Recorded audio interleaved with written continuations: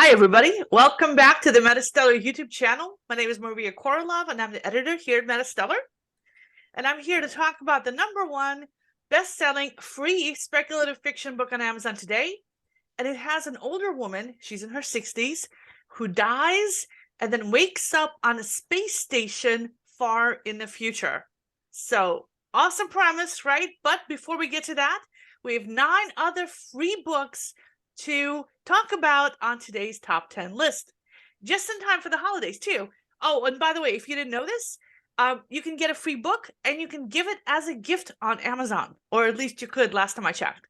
So really cool thing if you're looking for some free books for this holiday season. What we do here at MetaStellar, we're an online magazine of speculative fiction. That's science fiction, fantasy, and horror. And every single Friday, we'll read the top 10 free science fiction and fantasy books on Amazon. We don't read the whole book. We usually read just the first couple of chapters, enough to tell you what the book is about and if it's worth reading. So today, I'm joined by a couple of our community members and editors. We have with us today ROMEL MADRAY, one of our community members, and we have Terrence Smith, our assistant fiction editor. Hey, guys. Hi, guys. Hello. Happy Festivus. Thanks, Terrence. Also, our news editor, Alex KOROLOV, helped out with the book reviews today, but he couldn't make it for the taping. So it's just going to be the three of us. And happy holiday season. How are you guys doing today? You getting ready for the holidays? Yeah, you. I can't check. Oh. You think I was talking to the audience and waiting for them to talk back. Oh, okay. I thought you were breaking the fourth wall here. It's like, okay. Well, no, it's really hard to tell who I'm pointing at because we're on Zoom. But like, yeah, you Zoom. there. Terrence. Zoom. Okay, Terrence, you're in the bah humbug spirit. Okay. I'm in the Festivus spirit. You're in the Festivus spirit. Festivus spirit. Okay.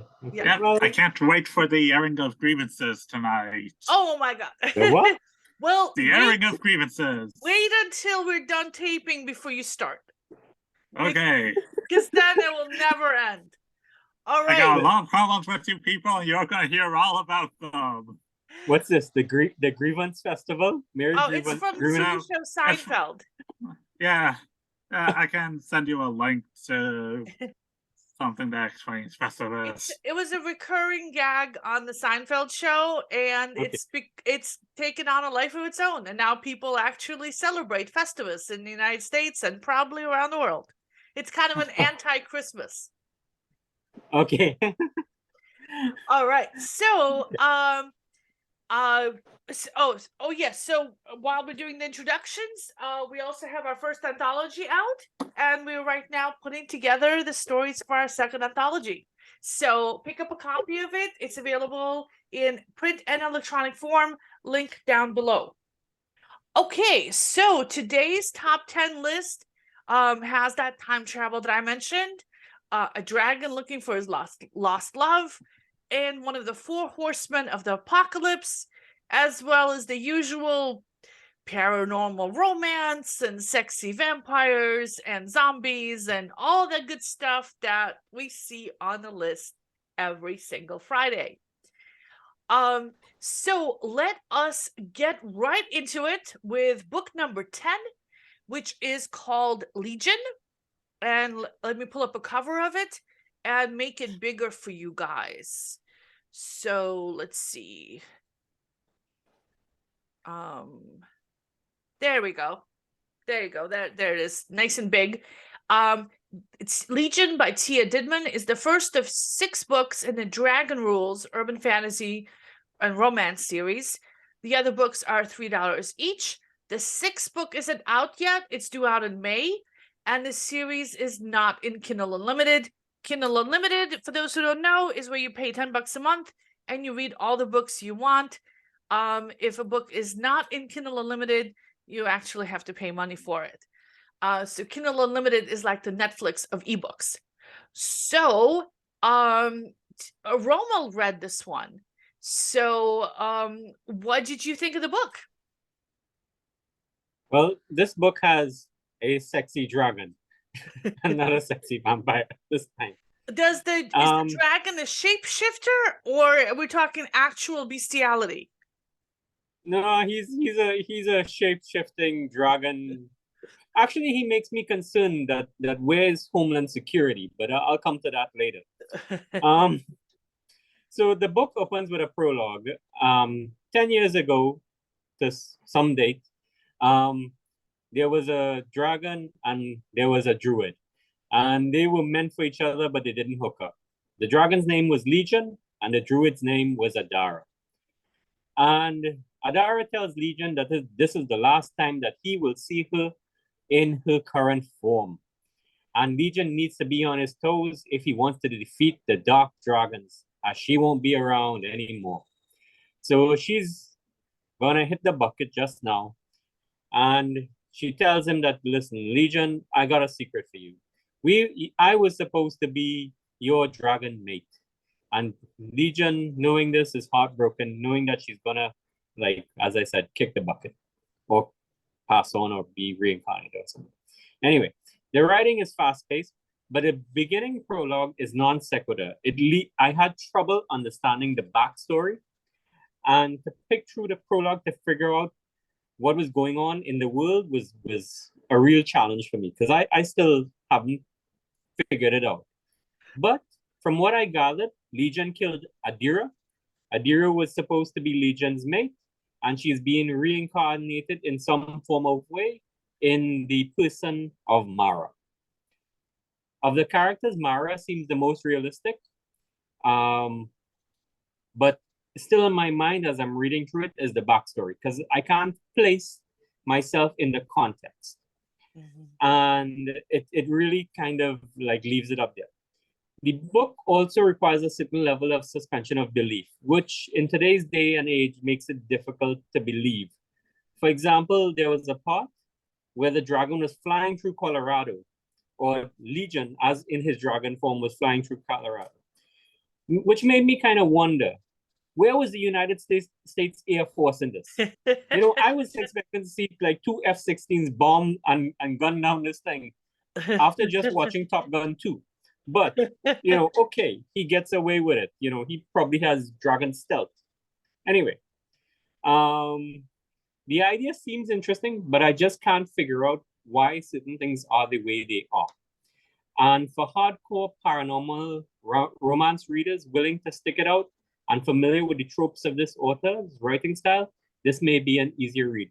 But for newcomers like me, it's a bit confusing. Yeah, I do have to say that I've read a lot of books with shapeshifters where it's set in the modern world, and you have to really go with it. Yes, there's shapeshifters all over the place. Nobody cares. That's just the way it is. And you just go on. Kind of like in the Marvel universe, where all the Marvel superheroes are flying around and nobody bats an eye. It's kind of like, often it's that kind of situation. Sometimes it's a masquerade. They're in hiding, or they have magic that keeps people from seeing them, though. Well, the suspension of the disbelief wasn't as bad, but the problem was that there was the prologue really left me confused as to how the prologue linked into chapter 1 was kind of confusing, like what's going on here, and I don't know how is the sequence that follows. Right. The other part that got me was that he has some kind of psychic link to Mara, and she was like brushing it off, and I'd be thinking, if I'm hearing voices in my head, given the mental health issues that most people that people have as a big issue, I'd be freaked out. Like, hey, why am I hearing voices in my head? Well, like, am I supposed, like, I've just watched Moonwalk or something. I forgot the name of the Marvel. That's not normal. So. Oh yeah, I loved Moon Knight. Moon Knight, sorry, yeah. Yes. So it was kind of like this, there was a suspension of the disbelief, but the reaction of the characters, given normal context, sometimes did not make sense for, as the term in law is, a reasonable person. All right. So let's go on to book number 9, The Gravediggers by Chris Fritschi. The first of 6 books in Gravediggers, a series of dystopian science fiction. And let me make it bigger for you guys. There you go, so you can see it. Thank you. And the entire series is in Kindle Unlimited. Woohoo! So if you like military, action-packed, zombie fighting, military kind of stories, I think you're going to be in luck. And Alex KOROLOV read this one, and he loved it. He says he definitely recommends it. It starts with Staff Sergeant Jack Tate leading his squad of soldiers on a patrol to find out what happened to a mobile operations post. Basically, it's a cargo container that was dropped by a helicopter, so soldiers can hide in it while they look for zombies. And Alex says that the author does a great job introducing all the soldiers in the squad and building up tension within the group as they approach their operations post. And he doesn't want to spoil what happens in the story because it's kind of action-paced and cliffhangery, you really want to keep reading. But he says that he really likes the way the zombies behave. The older, rotting ones are slow and clunky, and the fresh zombies are fast, agile, and hungry for human flesh. So he says the violence does get pretty graphic pretty quickly, starting right out with the first chapter. So if you're squeamish about blood and guts, this book might not be for you. But he personally loved the pace of the story. He liked the fact that the author took the time to introduce all the characters, so you sympathized with them, even if maybe they were about to become zombie food. So that actually sounds like fun to me too. I hate zombie stories, but I do like fast-paced action, blood and guts kind of things. So I might check it out. Next, we have a book that I was looking at, Born in Fire by K.F. Breene. The first book in the 11-book series, Demon Days Vampire Nights. The other books are $5 each, but the entire series is in Kindle Unlimited. And the author has been on this list before. In fact, the 8 books of the series were on the free list in July of 2021. And I read this book back in July. And I loved it. I really loved it. So Reagan is the protagonist. She's a bounty hunter in New Orleans. She wears black army boots and black leather pants and has a gun strapped to her leg and a sword on her back. She's a bad mama jama. She's my favorite kind of character. And she has a magic power that she's keeping secret from the local supernatural community. And the local pact of shifters is following her around, trying to figure out what exactly kind of magical being she is. That annoys her because they keep getting in the way of her bounty hunting. Her targets get skittish when there's werewolves around, so I don't blame them. And it turns out that the werewolves are local representatives of the magical realm, and they're here on Earth policing things to make sure that the existence of supernatural creatures stays secret. And Reagan herself works for the human authorities, a secret government agencies that's also trying to keep that same secret, but the two groups don't play well with each other. And she's hunting a vampire dealer today, and there's tons of action. Other vampires show up. They're going after the same guy. She bags him first, she punches him out, throws him over her shoulder, and heads out. But the other vampires catch up to her. There's a big fight, and they grab the dealer away from her. But she really, really wants to bring in that dealer. She wants to buy an air conditioning unit, and she needs that paycheck. So I love this story. I love this character. I love this book. Reagan reminds me of Mazikeen, the demon bounty hunter, played by Leslie Ann Brandt in the Netflix show Lucifer, one of my all-time favorite shows ever. And After I was done reviewing this book back in July, and got done with the day's writing and filming and everything, I went back, I finished the book, and then I read the other books in the series. I loved it. I highly recommend it. Since I read it last, a couple of new books have been added to the series, so I'm looking forward to doing some more reading this weekend and catch up on what's happening with her since I saw her last. And so, yeah, I recommend this quite a bit. Is it Yes. central air conditioning that she has? So Because she could probably sell those leather pants, buy a pair of jeans like $20, and if it's like vintage, she could get more money. Like in what is it? That movie, Girl So Business. the reason she needs the air conditioning is because she wears leather pants, and those things are hot in New Orleans. So if she sold her leather pants, she wouldn't need the air conditioning as much. It's like A catch it's like the 22. gift of the Magi story, but with with a single person. But anyway, highly recommended. Definite buy from me, but it's free, so you don't have to pay for it. Next we have Pestilence by Laura Thalassa. Let me make that bigger for you guys. Here we go. So you can see that. This is the first of 4 books in the 4 Horsemen fantasy series. The other books are $4 to $5 each, but they are all in Kindle Unlimited. So I read this one, and this is another kick-ass female protagonist. So what's happened here is that 5 years before the book starts, the 4 horsemen of the apocalypse show up. That's pestilence, war, famine, and death. And they pretty much like go around on a rampage. And everywhere they go, people die, machines break, planes fall out of the sky, the internet crashes. And then they disappear, and only pestilence is left.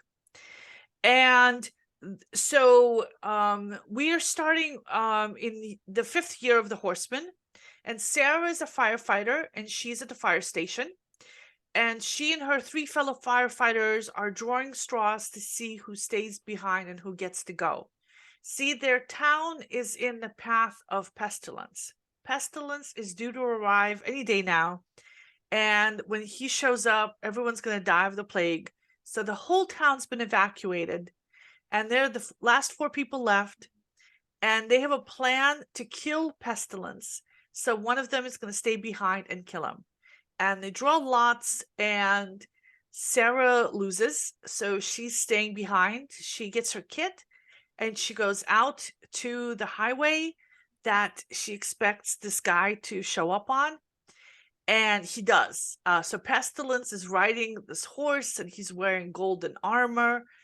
And she was not really a killer, but she's got her shotgun, and she's like, everyone's gonna die if we don't stop him. And she shoots him, and she shoots the horse because she doesn't know, maybe it's the horse that's carrying the disease. And he's still alive even though she shot him. So she douses him in lighter fluid and sets him on flame, and he basically roasts to death in his armor. Very gruesome, but she's like kick-ass about it. Like, you gotta do what you gotta do. And she goes back to her camp to sleep, but when she wakes up, Death's bony hands, Pestilence's bony hands are around her neck. He's not dead. And he's like, other people have tried to kill me. You think you're the first? And he is really pissed at her for basically burning him alive in his armor. And his skin is all charred, and he's basically just skeleton bones because his fingers have burned off. It's really gruesome. It's great. And he ties her up, and he's gonna take her with him and make her suffer. So I really liked Sarah. I really liked the pacing of this book. One thing I don't like is that I have a suspicion that they're gonna get together, even though he just killed like millions of people. So Okay, so That's what's called a toxic relationship. I know, right? So I read the book's description. I usually try not to, but I was curious. Are they going to get together? Because it kind of sounds like they are. And the book's description says that in order to save the world, Sarah will have to sacrifice her heart. Oh no, she's going to end up with the guy. So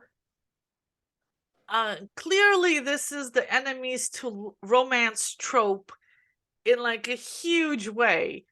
And I hate that trope. I really hate it. If you meet your enemy, kill him, move on with your life, don't meet him. So Some wise words from Maria. right, If you meet your enemy, kill him. yeah.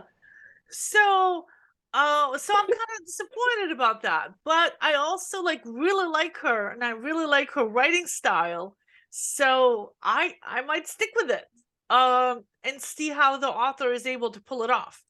So somehow she's gonna have to redeem him, the Pestilence guy. So maybe there's like more to the story, but anyway, so if that's your kind of thing, you're in luck. All right, next we have The Endless War by D.K. Holmberg, which is the box set of the first 3 of 5 books in the Endless War coming-of-age fantasy series. All the books are Kindle Unlimited. And Holmberg is a regular on this list. We've reviewed a lot of their books. I mean, a lot of them. And I'm a fan of epic fantasy, and I do like the authors of the books, so I was pretty optimistic about reading this, and I am the one who read it.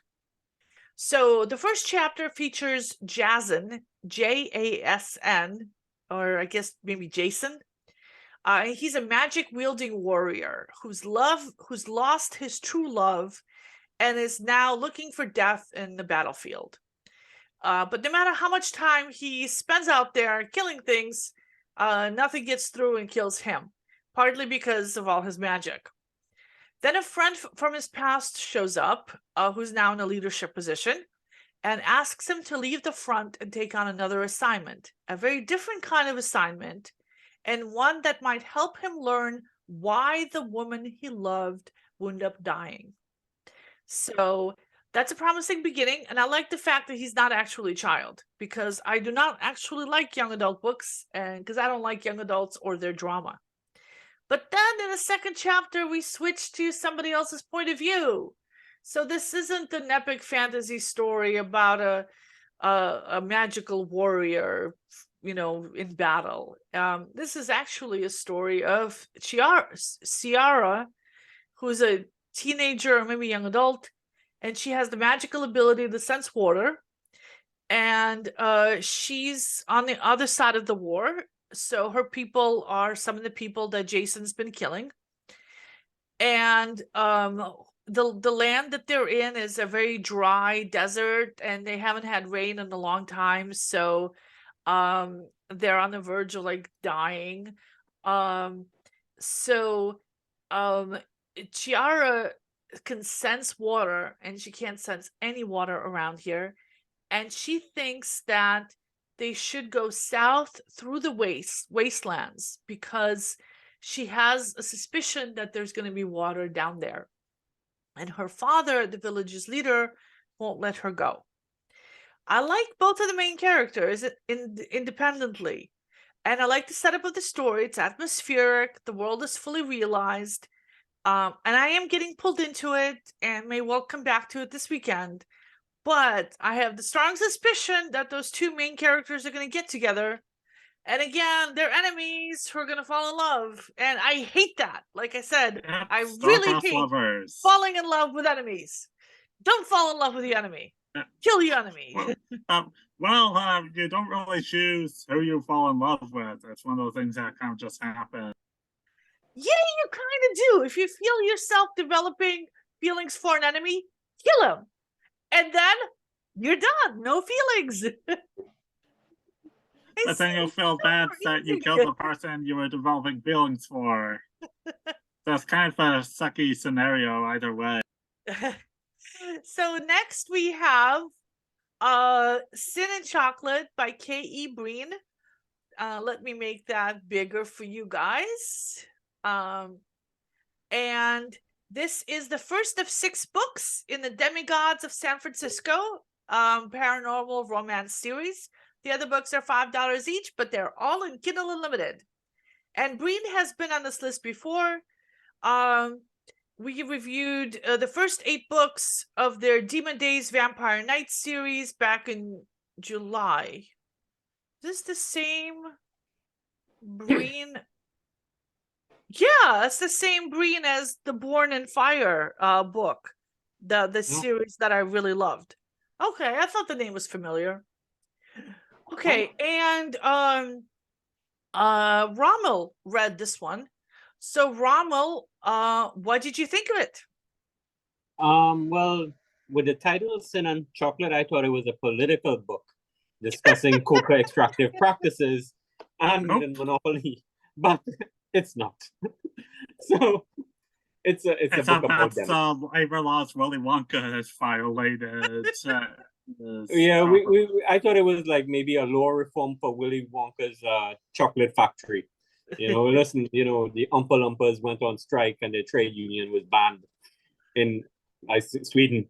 But anyway, so we're dealing with Alexis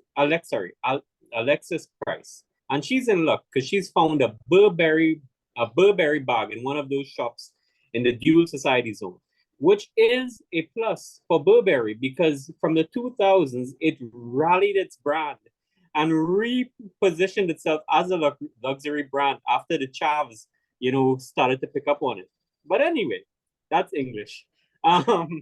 This is America, apparently. So anyway, in the Dual Society Zone is where non-magical and magical people interact. And it's not a good part of town, as only derelicts and those hiding from the magical government spend their time there.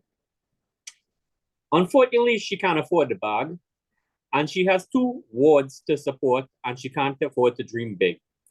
She has to be content with dreaming small, and that becomes her mantra.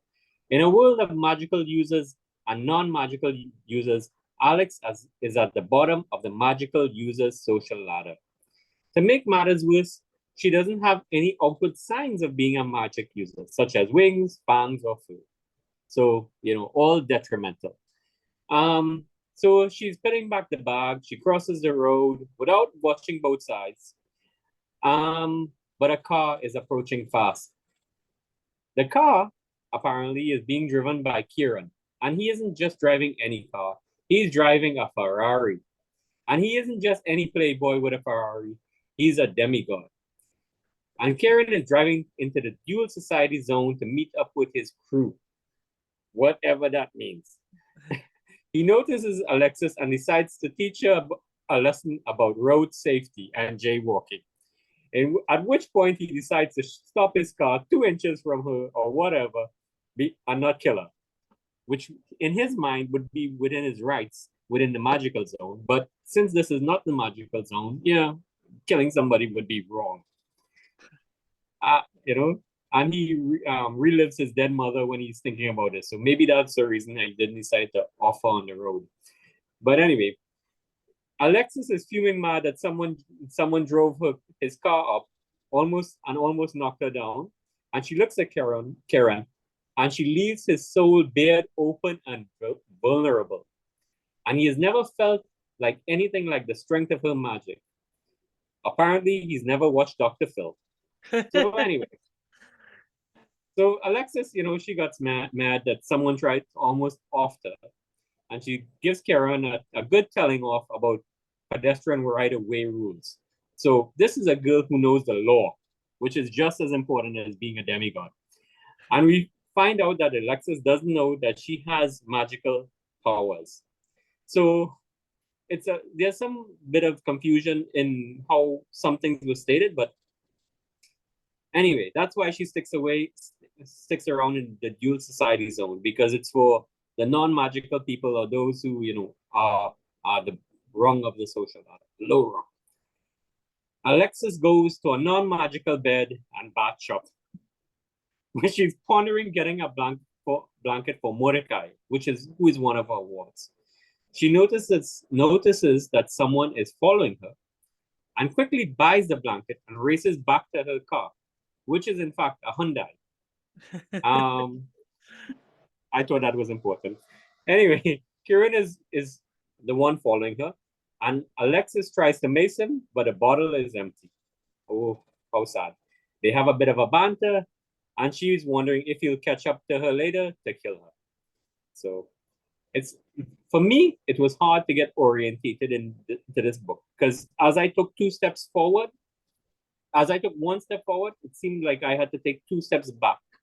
And there was some discontinuity in how some stuff was stated as information. So it was difficult for me to orientate myself in it.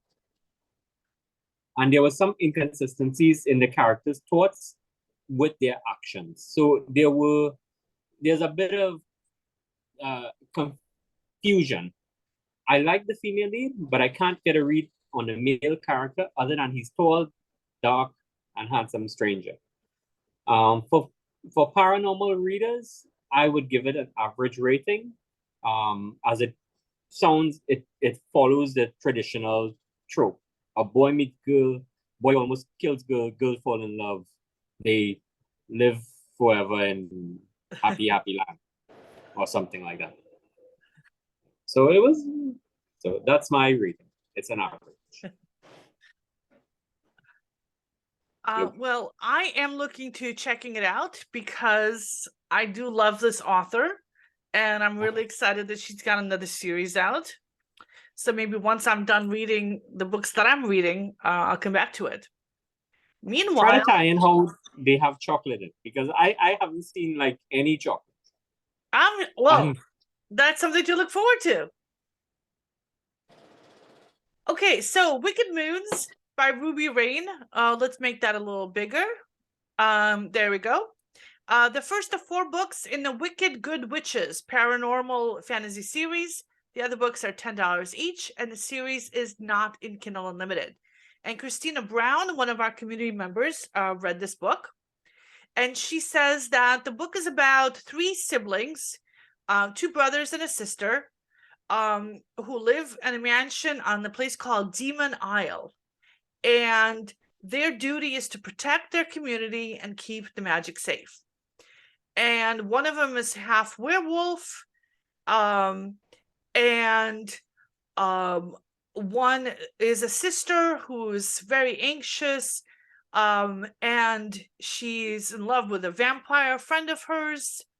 And one of the brothers is ready to leave town because he wants a real life, but he's super sexy and everyone's in love with him, and he's annoyed by that. So Christina says that the story shifts point of view quite a bit, and it seems to follow the 3 siblings equally. Michael, who's the youngest, is an empath and has the ability to read death, so he can lay his hand on a body and tell you how they died. And then somebody dies and he lays his hand on the body, but this time he sees a vision of his mother being involved, but she's been dead for a few years. So Christina says that it's an interesting story and it has the feel of the movie Practical Magic. So there's an old enchanted mansion in a quaint town, but the shifting point of view makes it hard for her to follow the book. And I said she was also having a hard time finding a character she wanted to stick around with. But she said she'll give it a little bit more time and read further in and see where the book goes. All right, next we have Something Found, a Coin by Troy Aaron Ratliff.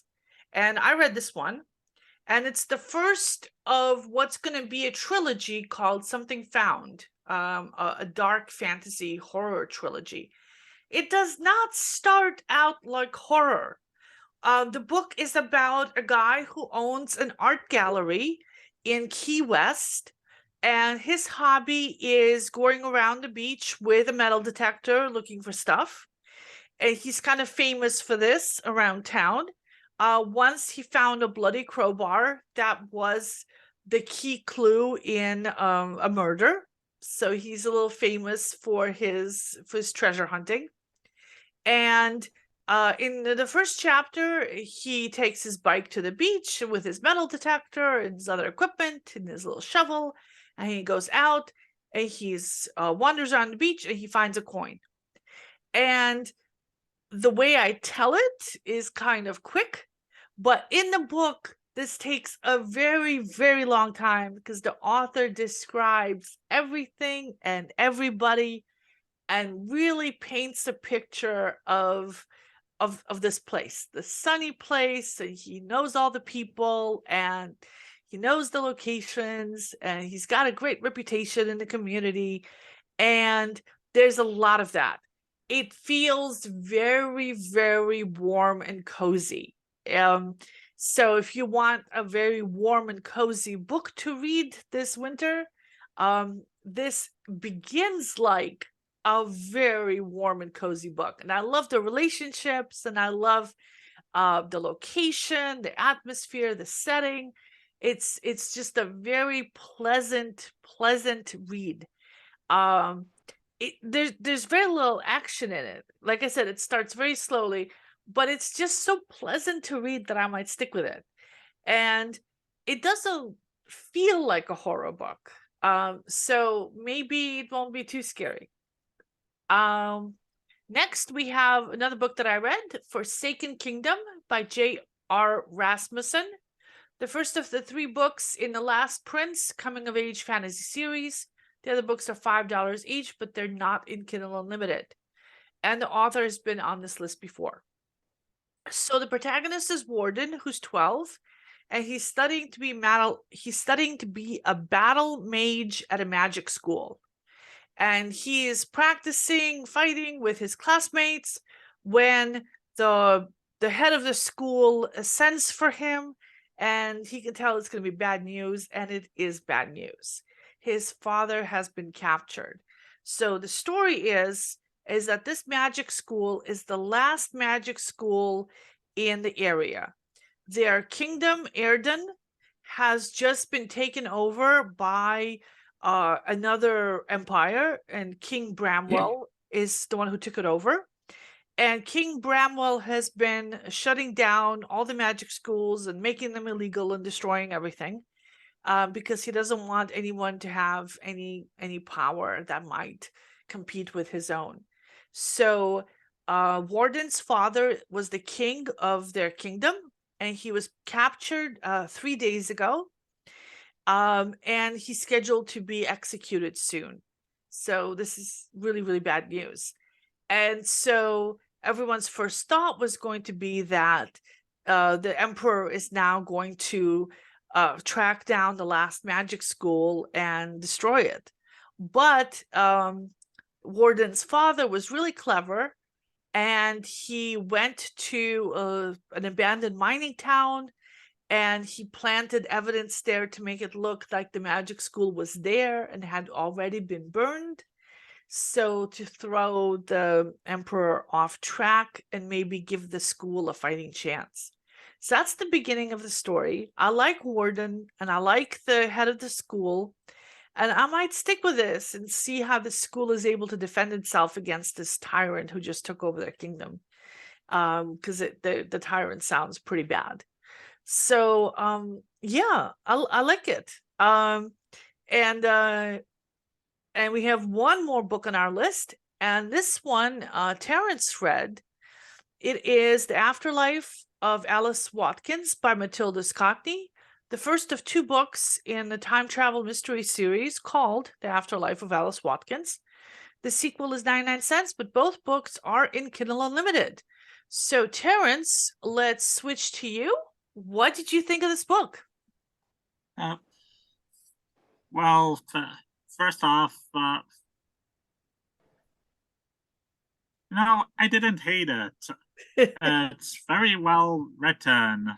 It's not my kind of story personally, but I can see how others may gain enjoyment out of it. It's about a woman early in her senior years who apparently ends up dying, but instead of going to the afterlife. She wakes up in the distant future in the body of a young woman who apparently was a renowned scientist who was preserved in cryostasis, much like how Philip J. Fry was in the sci-fi comedy Futurama. And the guy who ends up rousing her from her slumber, he's a scientist that goes by the name of Dr. Jim Grossmith, and the description of the book does imply that there's gonna be potential romance between these two characters. And what I like about this is that the lead character, she always lived a very, very sheltered life. She always did what she was told. She was never even allowed by her mother to shave, and basically she got married at 17 and she didn't really like have any kind of ambitions, and she pretty much just expects other people to tell her what's best, because that's how she was raised, to just believe that her mother knew what was best. So it looks like this is a story about second chances, where the protagonist is going to end up kind of learning about what she wants out of life, and gives her the chance to start really thinking for herself. And so that aspect of the book appeals to me. And like I said, it's not something I'd personally read, but if you're an older woman who's very much into sci-fi, then I can recommend this one. You can find it on the Amazon bookshop, like Maria said, and it's also available on bookshop.org, where a small percentage of the sales supports independent bookstores. So that's, if you like the free version, then go out and get a physical copy. All right. So I'm actually might check that out as well. We don't get a chance to see a lot of older protagonists in science Yes, fiction. we need more senior citizens and media. Like Yeah. I like it when we see like senior citizens as a protagonist of movies. Like there's this one movie I watched called Going in Style. It stars Michael Caine and Morgan Freeman. Yeah, I remember that. That was fun. It's about these three older guys who get laid off from their factory jobs and decide to plan a bank heist. And it's pretty funny. No. The best movie is where Helen Mirren plays an assassin. And what movie was that? Red. That was it. Red. That was awesome. I've heard of that movie. That was awesome because Helen Mirren is kind of an older lady, and she's just like kills people right and left. You heard it here. Maria loves watching people kill other people. Yes, I do. Yep. I'm not ashamed of it. All right. So there you go. That was our number one best-selling book of today. Pick it up while it's still free. The free offers do not last for long. Authors and publishers make their books free in order to promote, usually to promote the beginning of a series, and then you have to start paying for them again. So pick it up. And yes, you can give away free books that you get on Amazon, so that's kind of cool too. If you read the rest of the books, obviously the authors will get paid. Even if you read them for free with Kindle Unlimited, the author gets payment for every page read. So that's a kind of a cool program if you read a lot. And like Terrence said, if you want to support independent bookstores, there's BookShop. If you send me a link to that book, Terrence, I can add it to the description. All right. So I want to thank you, both of you, for taking the time to join me today. I really appreciate it. I love having other people with me on Fridays. And if you out there, the audience watching this, want to get in on it and become part of the MetaStellar community, help us review books, maybe write for us. We publish short stories and fiction and everything else, and essays and news stories and opinion and anything of interest to people who are into science fiction and fantasy. The contact information is down below. Also, I want to thank the people who support us on Patreon. All the money that comes through Patreon goes to pay for writers of the original fiction that we publish. We don't keep any of the money ourselves. Everybody who works at MetaStellar is a volunteer. So your money goes directly to paying authors. So thank you guys for supporting us. And Terrence, you're one of them. So we appreciate that very much. I hope you guys both have a great holiday season. And I'll see you next Friday. And everyone else out there in YouTube land, we will be back here on Friday as well. So if you don't want to miss any of these videos, hit the subscribe button. And if you like us, we would really appreciate it, because it would help with the YouTube algorithm and help other people find out that we do these free Fridays every week. All right. Thanks, everybody. Happy holidays. Merry Christmas. Happy Hanukkah. Happy New Year. And happy Festivus. And happy Festivus. Yeah. All right. Bye-bye, everybody. Bye-bye, Terrence and Rommel. See you next week. Bye.